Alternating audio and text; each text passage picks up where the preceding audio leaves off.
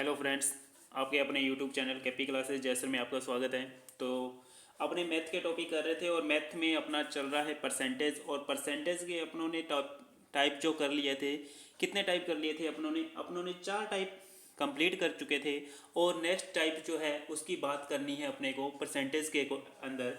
तो देखो क्या था कि अपनों ने जो बात की थी परसेंटेज के अंदर, मैंने आपको बताया था, एक कंसेप्ट आपको पहले भी बताया था मैंने, कि क्या होता है कि अगर दो प्रोडक्ट आपको कांस्टेंट दे रखा है और तीसरे प्रोडक्ट के बारे में पूछा गया है तो उसका कैसे अपने से आंसर निकालते हैं, वो अपनों ने क्वेश्चन किया था। तो आज उसको डीपली क्वेश्चन लेते हैं और उनको सॉल्व करते हैं। तो अपना जो टाइप है आज टाइप नंबर 6 है।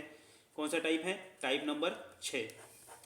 टाइप नंबर 6 के क्वेश्चन है, उनको सॉल्व करेंगे। तो देखो कि अगर आपको दो प्रोडक्ट दे रखे हों, क्या दे रखे हों, ए और दो बी प्रोडक्ट दे रखे हैं, और कह दे कि एक में तो इंक्रीमेंट हो रहा है और दूसरे में क्या हो रहा है, डिक्रीमेंट हो रहा है, या फिर दोनों में क्या हो रहा है, दोनों में वृद्धि हो रही है या दोनों में कमी हो रही है। तो इस टाइप के क्वेश्चन हैं, उनको कैसे सॉल्व करेंगे। तो मैंने आपको एक क्वेश्चन जो बताया था कि अपने जैसे कह दे कि आयत की लंबाई में वृद्धि हो रही है, चौड़ाई में वृद्धि हो रही है, तो क्या करेंगे कि मैंने कहा था कि अगर एक प्रोडक्ट बढ़ रहा है, दूसरा घट रहा है, और तीसरा जो कह रहा है कि वो कांस्टेंट है, तो मैंने कहा था कि दोनों होते हैं वो एक दूसरे के क्या हो जाते हैं, एंटी प्रोपोर्शनल हो जाते हैं। ये मैंने आपको बताया था। चलो अब देखो, अब क्या है, जैसे ए और बी दो प्रोडक्ट दिए हुए थे और वो दोनों क्या है, एक में वृद्धि हो रही है, एक में कमी हो रही है, तो दूसरा प्रोडक्ट क्या होगा, उनका एरिया जो है वो उसके प्रोपोर्शनल हो जाएगा। देखो अब जैसे कि आपको पता है फॉर्मूला होता है एरिया का, अगर आयत का एरिया पूछे तो फॉर्मूला होता है एल इंटू बी। क्या होता है? L into B. अगर लंबाई में वृद्धि हो रही है और चौड़ाई में क्या हो रही है, कमी हो रही है, तो उसको क्या करेंगे, अगर आपको पूछा जाए कि क्षेत्रफल में क्या प्रभाव पड़ेगा, तो मैंने एक आपको कंसेप्ट बताया था, ए बी फॉर्मूला। क्या फॉर्मूला बताया था? ए बी फॉर्मूला भी आपको बताया था मैंने स्टार्टिंग में। तो जिसने वीडियो नहीं देखी है वो एक बार वीडियो जरूर देख लें, ताकि उनको ए बी फॉर्मूला जो है वो पूरे से अच्छे से समझ में आ जाए। पिछली वीडियो में स्टार्टिंग में ही मैंने बताया था वो। तो पहली परसेंटेज की जो पहली वीडियो है उसको जरूर एक बार देख लें। चलो अब देखते हैं कि अगर लंबाई बढ़ रही है और चौड़ाई घट रही है, तो मैंने फॉर्मूला बताया था कि ए बी फॉर्मूला क्या होता है, ए प्लस बी प्लस क्या होता है, ए इंटू बी अपॉन में 100। क्या होता है? ए इंटू बी अपॉन में 100 होता है फॉर्मूला।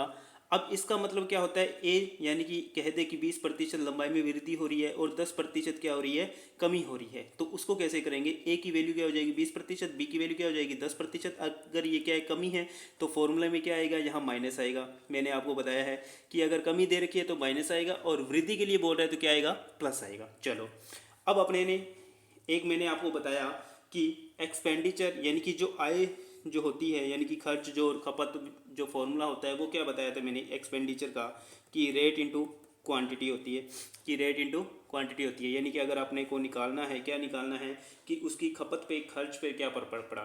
एक्सपेंडिचर का मतलब होता है खर्च, रेट का मतलब होता है यानी कि उसमें कितनी कीमत में क्या कितनी वृद्धि हुई, या वो क्वांटिटी का मतलब होता है जैसे खपत बोल दें अपने, कि बोल देगा कि चीनी में इतने प्रतिशत की खपत हुई, और कुछ भी दे सकता है आपको, पेट्रोल दे सकता है, कुछ भी दे देगा। तो देखो यहाँ क्या है, एक्सपेंडिचर का फॉर्मूला क्या है, आर इंटू क्यू।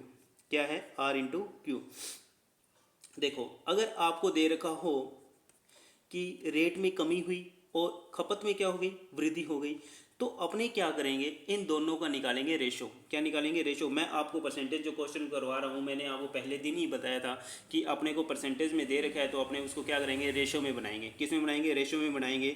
तो अगर 20% दे रखी है तो मैं इसको कैसे लिख सकता हूँ, 1/5।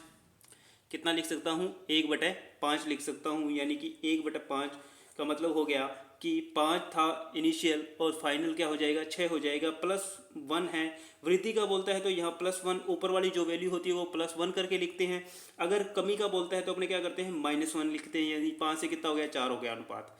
कितना हो जाएगा, 5 से 4 अनुपात हो जाएगा। ये आपको मैंने आपको अच्छे से समझा रखा है। तो देखो इन क्वेश्चनों में क्या है कि आपको दे सकता है कि रेट में वृद्धि हुई, क्वांटिटी में कमी हुई, और क्या है कि दो प्रोडक्ट का दे दिया। अब ये क्या करेगा कि तीसरा प्रोडक्ट जो है कौन सा, एक्सपेंडिचर जो खर्च है वो खर्च का और कीमत का रेशो दे देगा, किसका, खर्च और कीमत का रेशो देगा। तो उस क्वेश्चन को कैसे सोल्व करना है, यानी इस टाइप के क्वेश्चनों को कैसे सोल्व करना है वो अपने आज बात करेंगे। तो चलो करते हैं स्टार्ट, अपने पहला क्वेश्चन लेते हैं इसका। तो पहला क्वेश्चन क्या है वो देखते हैं। तो देखो पहला क्वेश्चन ये रहा अपना कि आयत की लंबाई में 12.5% की वृद्धि की जाती है लेकिन चौड़ाई में 20% कम कर दिया जाता है, तो आयत के क्षेत्रफल में कितने प्रतिशत की कमी या वृद्धि होगी। तो देखो मैंने आपको पहले ही बताया था कि अपने को अगर प्रतिशत दे रखा है तो उसको फ्रैक्शन में किस तरीके से तोड़ना है और फ्रैक्शन अपने को याद होना चाहिए। तो देखो इसने बोला है लंबाई और चौड़ाई, लंबाई यानी लंबाई और ब्रेथ में बोल रखा है इसने कि इसमें क्या हुआ है, वृद्धि हुई है। तो देखो क्या बोला इसने कि लंबाई में कितने की वृद्धि हुई है, 12.5% की, और चौड़ाई में कितने की हुई है, 20% कम हुआ है। यहाँ वृद्धि हो रही है, यहाँ कमी हो रही है लंबाई और चौड़ाई में। अब देखो कि 12.5% का मतलब होता है, मैंने आपको बताया था 1/8। कितना होता है, 1/8। अब इसने क्या बोला, इनिशियल ले लेते हैं और फाइनल ले लेते हैं अपने, इनिशियल और फाइनल कि पहले क्या थी और बाद में कितनी हो गई। तो अपने उन्हें रेशो बनाना है। तो 12.5% का मतलब है 1/8, यानी कि पहले अगर 8 थी, अब इंक्रीमेंट हुआ है यानी वृद्धि हुई है तो +1 हो जाएगा। तो कितनी हो गई, 9। फाइनल 8 से 9 हो गई। चलो अब देखो कि उसने बोला कि चौड़ाई में जो है कमी हुई, कितनी की कमी हुई, 20% की, और 20% का मतलब होता है 1/5। अब यहाँ कमी हो रही है तो अपने क्या लेंगे, माइनस लेंगे।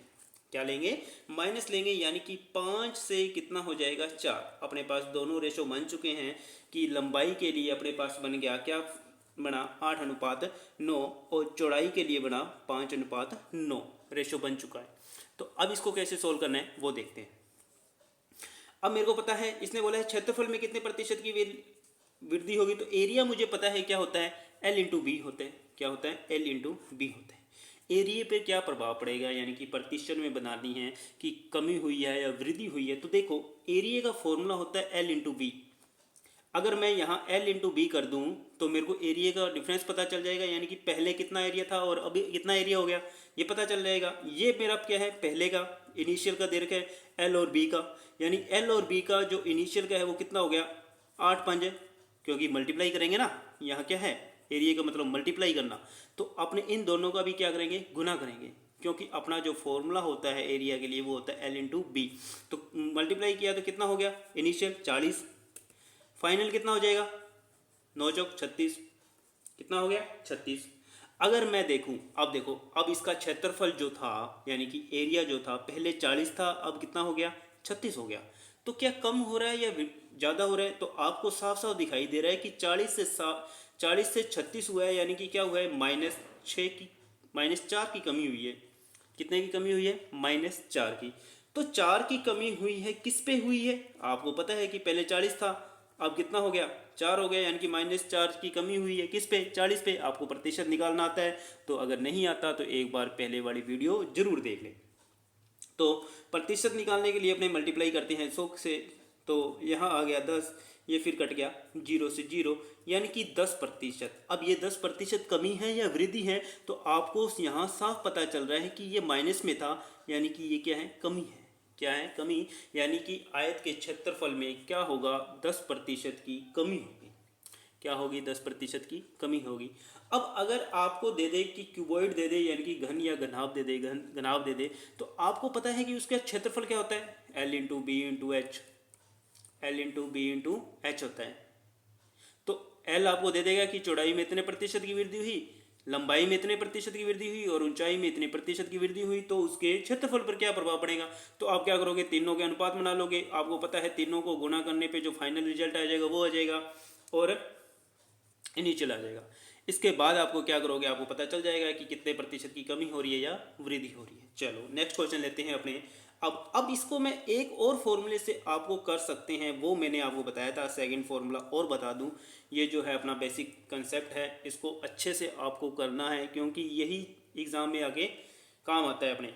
अब देखो AB फॉर्मूला बताया था मैंने, और AB फॉर्मूले के लिए मैंने बताया था कि 2 प्रोडक्ट होने चाहिए, कोई भी दो प्रोडक्ट होने चाहिए उसके बारे में ही अपने बात कर सकते हैं। यानी कि अगर किसी में कमी हो रही है या वृद्धि हो रही है, ऐसे क्वेश्चनों पे अपने क्या कर सकते हैं, उनको सोल्व कर सकते हैं। तो देखो यहाँ एक बार क्या हो रही है, वृद्धि हो रही है, दूसरी बार क्या हो रही है, कमी हो रही है। यानी कि दो प्रोडक्ट दे रखे हैं, तो दो प्रोडक्ट की अगर वृद्धि की बात करते हैं तो ए बी फॉर्मूला लग सकता है यहाँ। तो देखो ए बी फॉर्मूला लगाएंगे अपने, अगर ए बी फॉर्मूला लगाते हैं तो ए की वृद्धि कितनी होगी, 12.5%। ए का मान कितना हो गया, 12.5%।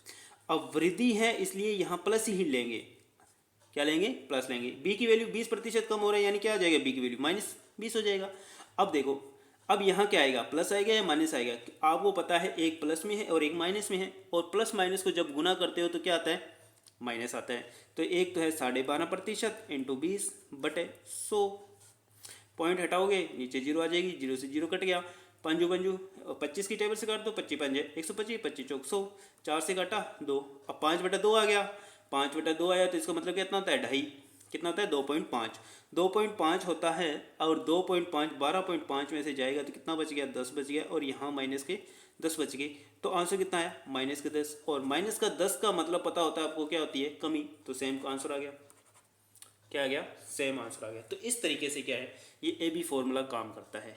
तो अपने इस टाइप के क्वेश्चनों को देखते ही ए बी फॉर्मूला लगा के क्या कर सकते हैं, सोल्व कर सकते हैं। चलो नेक्स्ट बात करते हैं।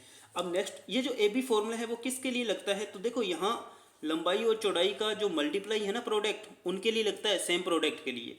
यानी कि एक चीज़ क्या दे दे कि आपको बोल दे एरिया दे दे। अब ये नहीं कि आपको बोल दे कि एरिया में इतने प्रतिशत की वृद्धि हुई और लंबाई में इतनी प्रतिशत की वृद्धि हुई, तो आप ए बी प्रोडक्ट लगा दो, तो वहाँ ए बी फॉर्मूला नहीं लगेगा। चलो ये मैंने आपको पहले फर्स्ट वीडियो में बता रखा है अच्छे से। चलो नेक्स्ट क्वेश्चन देखते हैं। अब देखो नेक्स्ट क्वेश्चन क्या है अपना, नेक्स्ट क्वेश्चन है चीनी की कीमत में 15% की वृद्धि हुई, लेकिन खपत में क्या हुई, 25% की वृद्धि हुई, तो उसके कुल खर्च में क्या फर्क पड़ेगा। तो खर्च का फॉर्मूला होता है क्या, मैंने बताया कीमत इनटू खपत, यही बताया था। अब देखो ये फॉर्मूला मैंने आपको बता रखा है, ये चीज़ आपको ध्यान से देखनी। अब देखो आप क्या है, इसने बोला कीमत में वृद्धि हो रही है, यानी कि इसमें क्या हो रही है, वृद्धि हो रही है, और खपत में क्या हो रही है, वृद्धि हो रही है, दोनों में क्या हो रही है, वृद्धि हो रही है।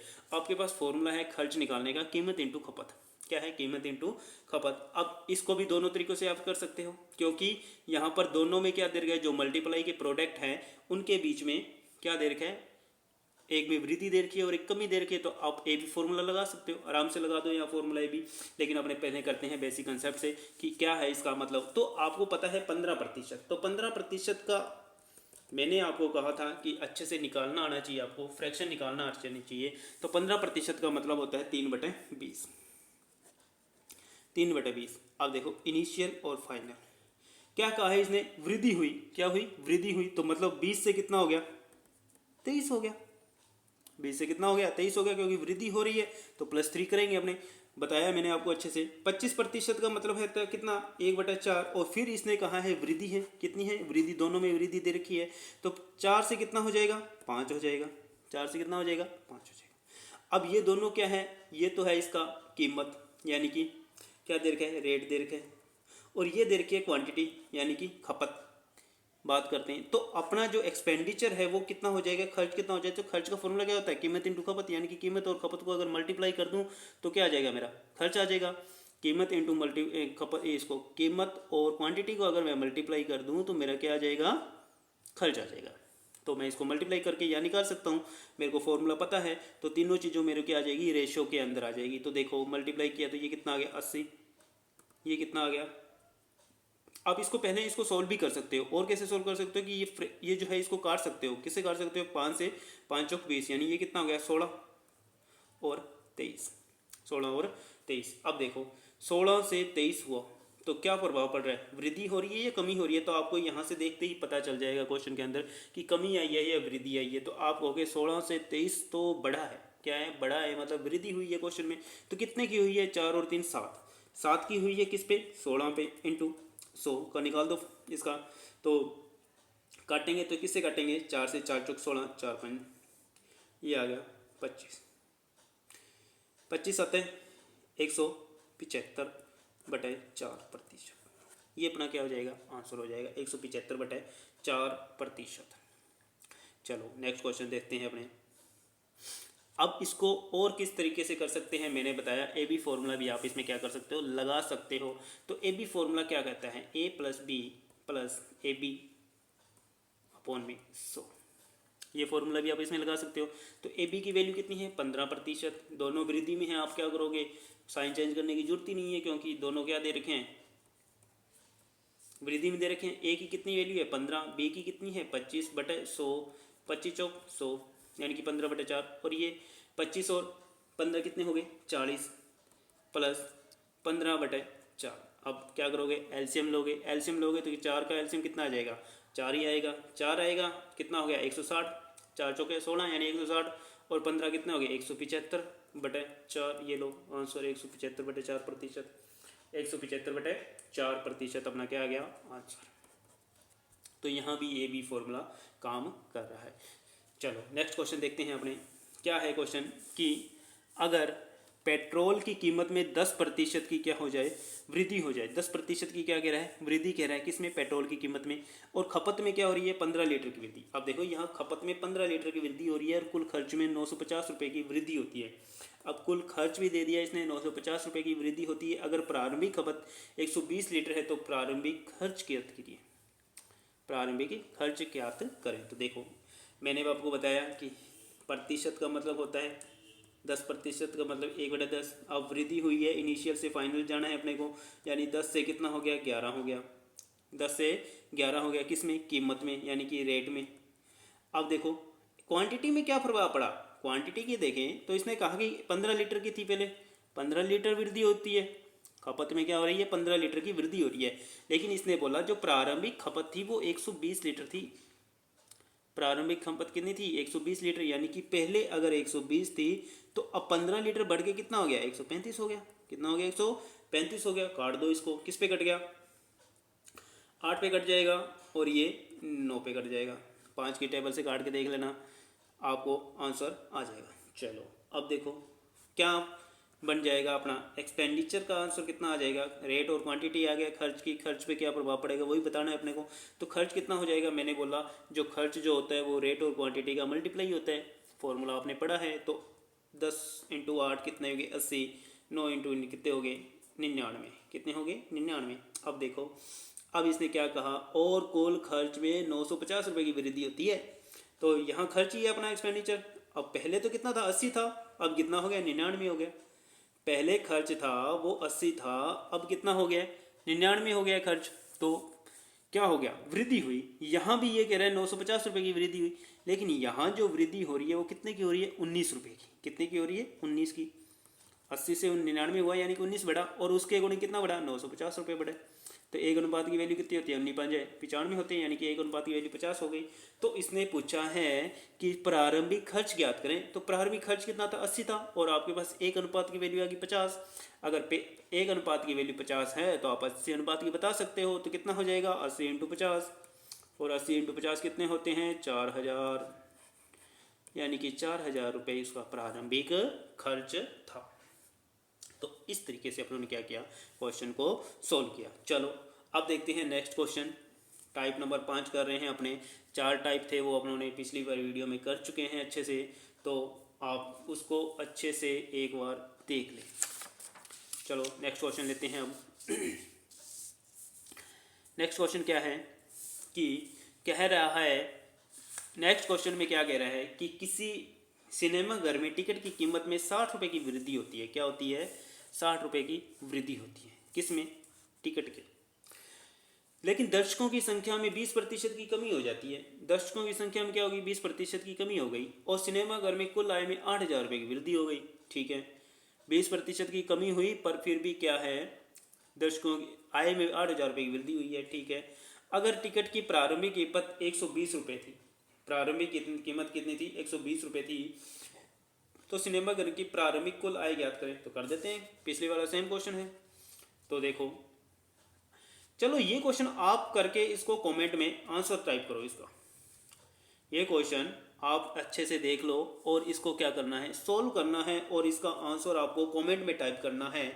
तो जितने कमेंट आएंगे उसके अकॉर्डिंग मैं देखूंगा, और उसके बाद मैं कल इसको सॉल्व करवा दूंगा। तो ये क्वेश्चन आपके लिए है कि किसी सिनेमा घर के टिकट की कीमत में 60 रुपये की वृद्धि होती है, लेकिन दर्शकों की संख्या में 20% की कमी हो जाती है, और सिनेमा घर की कुल आय में सॉरी 8,000 रुपये की वृद्धि होती है अगर टिकट की प्रारंभिक कीमत 120 रुपये है तो सिनेमाघर की प्रारंभिक कुल आय ज्ञात करें।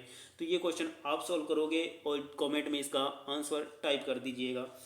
चलो अब देखते हैं नेक्स्ट क्वेश्चन क्या है। नेक्स्ट क्वेश्चन, अगर पेट्रोल की कीमत में 20% की वृद्धि हो और खर्च में सिर्फ 10% की वृद्धि हो। अब देखो इसने क्या कहा कि खर्च, अपने को पता है खर्च होता है कीमत इंटू खपत होता है, फॉर्मूला आपको पता है।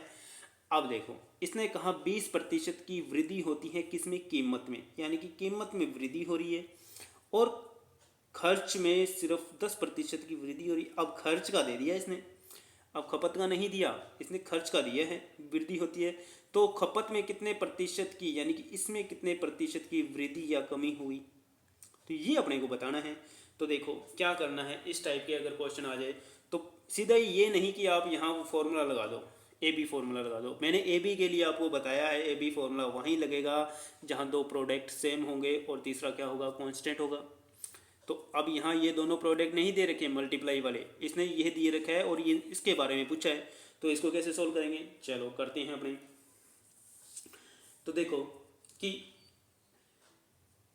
अपने को दे रखा है पेट्रोल की कीमत में 20% की वृद्धि हुई, कितने की, 20% की। चलो कर देते हैं वृद्धि, किस में हुई, कीमत में।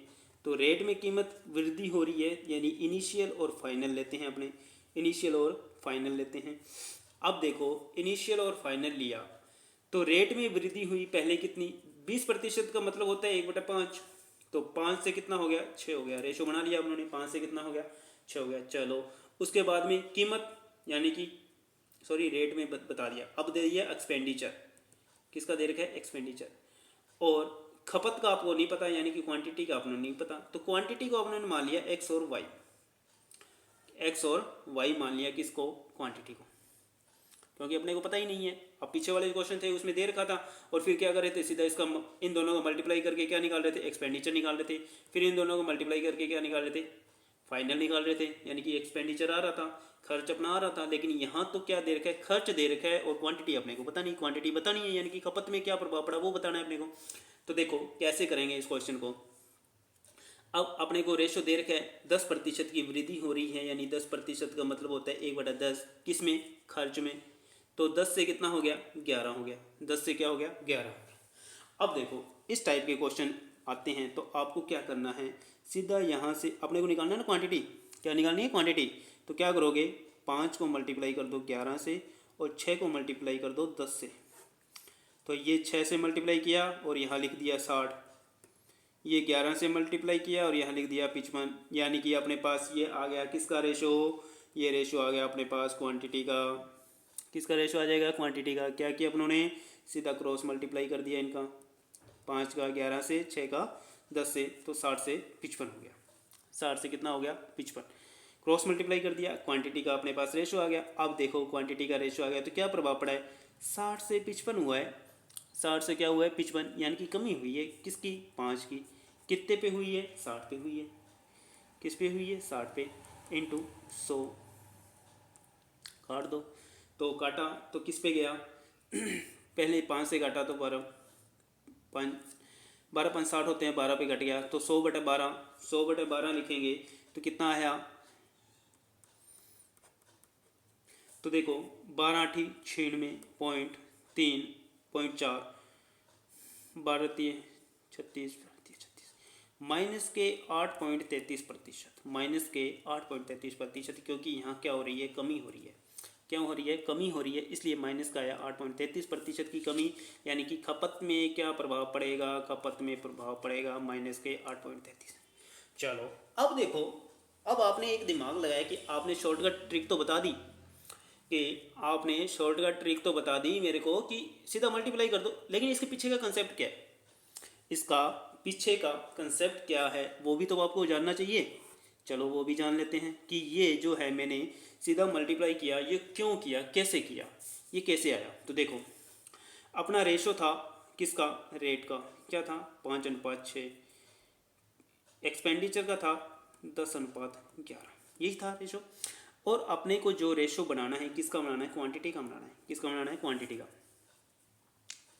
क्वांटिटी का यानी कि खपत का रेशो बनाना है। अब देखो मैंने फॉर्मूला बताया है कि एक्सपेंडिचर होता है quantity into rate, quantity into rate होता है फॉर्मूला, क्वांटिटी इंटू रेट होता है, लेकिन मेरे पास तो एक्सपेंडिचर है और रेट है, मेरे को निकालना क्वांटिटी है। क्वांटिटी निकालूंगा तो ई बटा आर हो जाएगा, यानी कि एक्सपेंडिचर अपॉन में आर हो जाएगा, यही तो होगा। अब देखो तो क्या हो गया, अब पहले के लिए इनिशियल निकालते हैं अपने और फाइनल अपनों निकाल गए। तो इनिशियल अपनों ने क्वांटिटी निकालते हैं तो ई अपॉन आर होता है, और ई की वैल्यू कितनी है 10 है, आर की वैल्यू कितनी है 5 है, अनुपात। फिर ई की वैल्यू क्या है फाइनल के लिए 11 है, इसकी वैल्यू कितनी है 6 है, आ गया आंसर।